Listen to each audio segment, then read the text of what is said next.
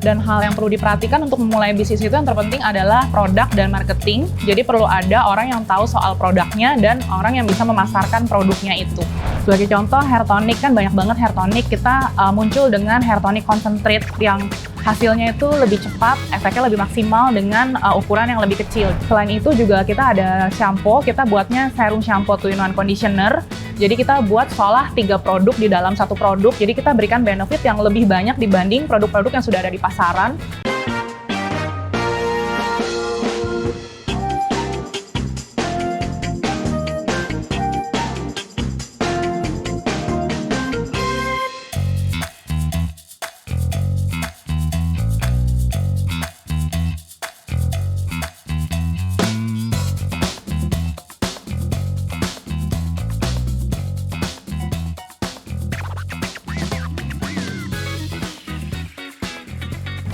Hai, saya Marcella Yanita. Saya siap menjawab semua pertanyaan kamu seputar bisnis hair care.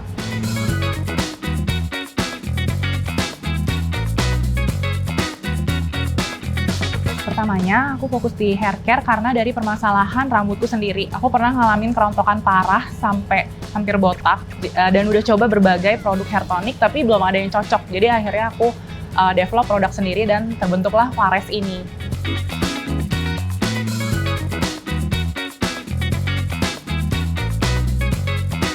Tahap pertama untuk memulai bisnis ini, kalau dari aku sendiri sih untuk modalnya sekitar 100-200 jutaan.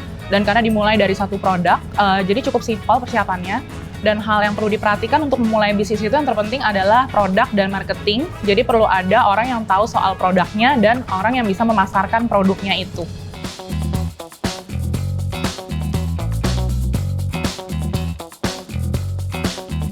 Kalau dari pengalamanku, untuk riset produk ini sendiri, karena awalnya dari permasalahan pribadiku dan diterima oleh masyarakat dengan baik karena banyak masalah kerontokan, lalu dari sana berkembangnya itu mendengarkan masukan dari customer, jadi kira-kira apa yang customer butuhkan, apa permasalahan rambut yang customer alami, dan juga cari info dari beauty platform, beauty blog, dari website, dari Google, kira-kira tren apa sih, apa yang orang sedang banyak alami untuk permasalahan rambutnya. Jadi kira-kira itu sih yang dilakukan untuk riset kebutuhan market.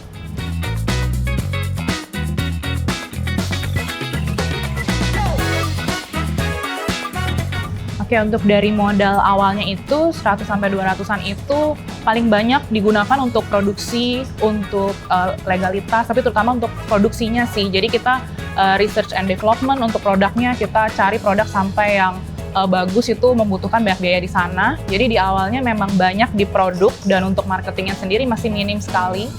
Jadi sampai kita menemukan produk yang bagus, baru kita bisa berkembang lebih lagi.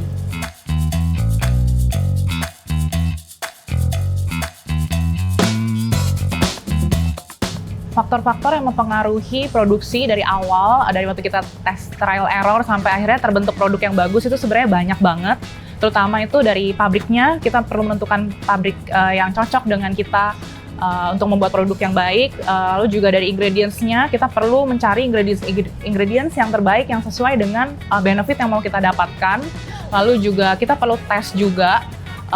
Biasanya langsung testing. Saya pertama yang jadi bahan tes pertama untuk saya coba apakah produk itu sudah bagus. Kalau memang sudah bagus, baru dites di orang banyak dan semakin detail lagi testingnya sampai nantinya ke perizinan BPOM, dermatology tested dan sebagainya. Nanti kalau memang sudah benar-benar oke untuk semuanya, baru bisa diproduksi.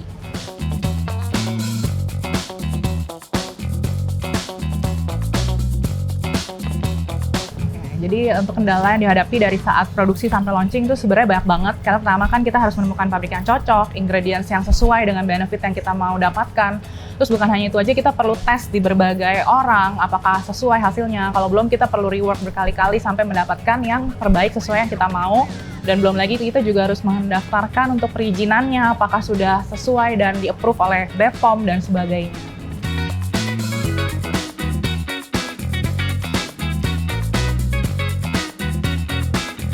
Oke, untuk unique selling proposition dari Fares, jadi kita tuh selalu mencari added value lebih dari produk-produk yang lain yang sudah ada. Kita mencari improvement, apa sih yang Fares bisa kasih yang lebih dibanding produk lain di pasaran. Sebagai contoh, hair tonic kan banyak banget hair tonic, kita muncul dengan hair tonic concentrate yang hasilnya itu lebih cepat, efeknya lebih maksimal dengan ukuran yang lebih kecil. Jadi kita mau memberikan benefit lebih sehingga customer bisa mendapatkan fungsi yang berbeda dan suatu produk yang baru yang berbeda dari yang sudah ada di pasaran selama ini. Selain itu juga kita ada shampoo, kita buatnya serum shampoo 2-in-1 conditioner. Jadi kita buat seolah 3 produk di dalam satu produk. Jadi kita berikan benefit yang lebih banyak dibanding produk-produk yang sudah ada di pasaran. Dan bukan hanya itu aja, kita kasih 10 benefit di dalam satu produk gitu. Jadi kan mungkin kalau kebanyakan kan shampoo sendiri, conditioner sendiri, serum sendiri, kita buat semuanya jadi satu. Jadi kita tuh punya branding juga yang kita tuh mau simplify hair care rutin gitu. Kita mau mempermudah kehidupan orang yang sekarang mungkin udah segala satunya ribet. Kita mau mempercepat, membuat jadi lebih simple. Jadi kita ada message dan ada value yang kita kasih lebih juga kepada customer, bukan hanya dari sisi produk, tapi dari sisi manfaat lainnya untuk mempermudah hidup customer juga. Makanya mungkin jadi orang-orang lebih tertarik gitu dengan produk kita.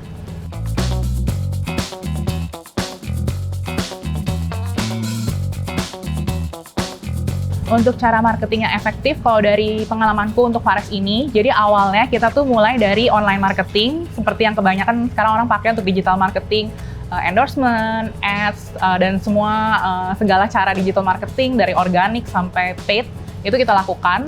Dan selain itu kita juga mencoba untuk offline marketing juga gitu, OOH, out of home experience kita coba juga. Jadi selain dari online, kita juga punya awareness dari sisi offline-nya juga, sehingga customer tuh lebih merasa dekat dengan brand kita gitu. Dan brand kita awareness-nya semakin meningkat dan reputation-nya juga semakin meningkat. Kelebihannya marketing online kan untuk semua pemula bisnis itu budgetnya juga lebih kecil ya. Dan untuk online ads itu kita bisa targeting sampai ke sales conversion itu lebih terukur dan lebih mudah dibanding offline ads gitu. Kalau untuk offline ads itu budgetnya perlu lebih besar, dan untuk awareness, mungkin bagi yang belum terbiasa itu rasanya kayak mahal, tapi sebenarnya itu seperti investasi sih. Jadi nanti brand kita akan semakin meningkat reputasinya dan orang semakin percaya, tapi itu jangka waktunya panjang dan nggak bisa langsung dilihat hasilnya saat itu juga gitu. Akan lebih baik kalau semuanya berkesinambungan, jadi satu dilakukan semuanya, jadi lengkap. Dan buat kalian yang baru mulai bisnis mau cobain online ads atau offline ads, nggak perlu khawatir karena Ninja udah ada Ninja Express Seller Booster, Creative Business Solution, dan semuanya itu gratis, bisa untuk support kalian untuk bikin foto, video produk, dan juga untuk iklan secara online dan offline juga. Jadi buat kalian yang mau cobain offline ads juga nggak perlu khawatir karena Ninja juga menyediakan Ninja Express Seller Booster Creative Business Solution. Itu bisa membantu kalian untuk melakukan 360 marketing, jadi dari online, offline semuanya, dari mulai foto produk, video produk, sampai ke offline ads-nya juga, out of home experience bisa disupport sama Ninja. Dan semuanya itu gratis.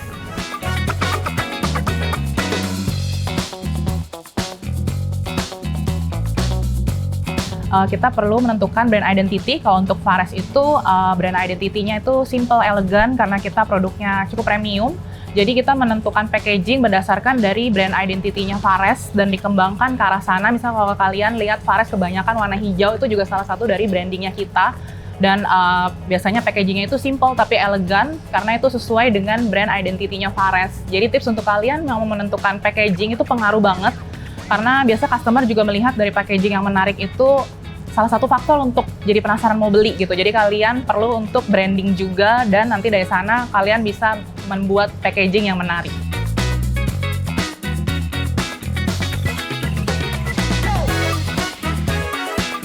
Selain kualitas produk yang baik, jadi penting banget kita itu untuk punya branding pertama, marketingnya juga harus kuat, kita juga bisa kasih promo-promo, terus kita juga bisa kasih message, apa sih alasan untuk orang tuh perlu repeat produk kita, dan kita juga kasih value-value, service, dan kita juga edukasi juga ke customer, kenapa sih perlu terus merawat rambut, jadi mereka nggak hanya sekali beli aja, dan walaupun mereka merasa, kualitasnya bagus, tapi kan kadang mungkin, ya udah cukup, nggak beli lagi gitu. Nah, kita perlu terus menjalankan konten-kontennya, marketingnya gitu. Jadi orang selalu inget gitu, brandingnya. Jadi orang akan tertarik dan beli lagi.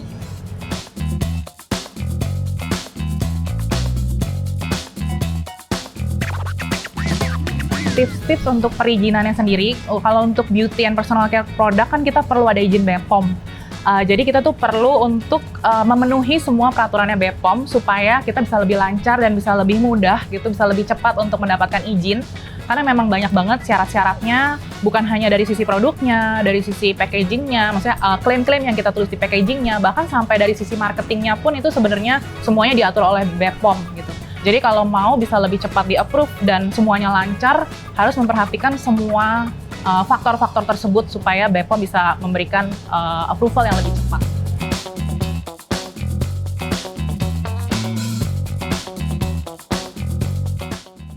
Mulai dari B2C langsung ke customer, dari sosmed, dari marketplace, dari e-commerce, tapi seiring berkembangnya produk dan branding kita juga banyak di-approach dari bisnis-bisnis juga, banyak reseller yang mau jual produk kita juga, banyak partners, retailer, store yang mau jual produk kita juga. Jadi saat ini Fares sudah tersedia di berbagai store di seluruh Indonesia. Jadi selain online, marketplace, e-commerce, juga banyak di toko-toko, juga ada di berbagai mall di Indonesia juga ada. Jadi semuanya merata dari business to customer, reseller, toko-toko semuanya ada.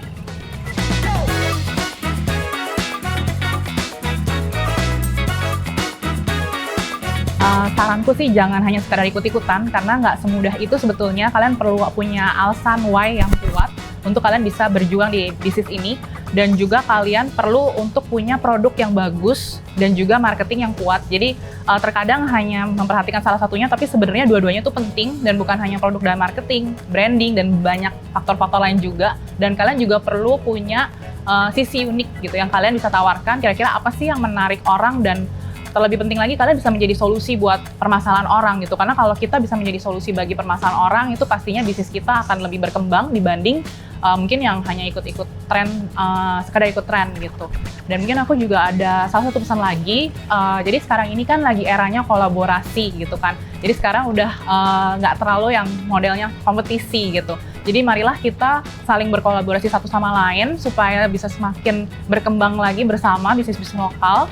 Dan juga kita bisa fokus ke kelebihan yang kita punya sendiri gitu. Jadi kita fokus untuk mengembangkan apa yang sudah kita punya sudah bagus, kita maksimalkan. Contohnya sekarang kan lagi musim ada berbagai macam jenis konten. Marilah kita bisa membuat konten yang positif, bisa mengedukasi, menginspirasi, memberikan informasi yang membangun orang lain, bukan yang menjatuhkan atau bersifat negatif atau sensitif.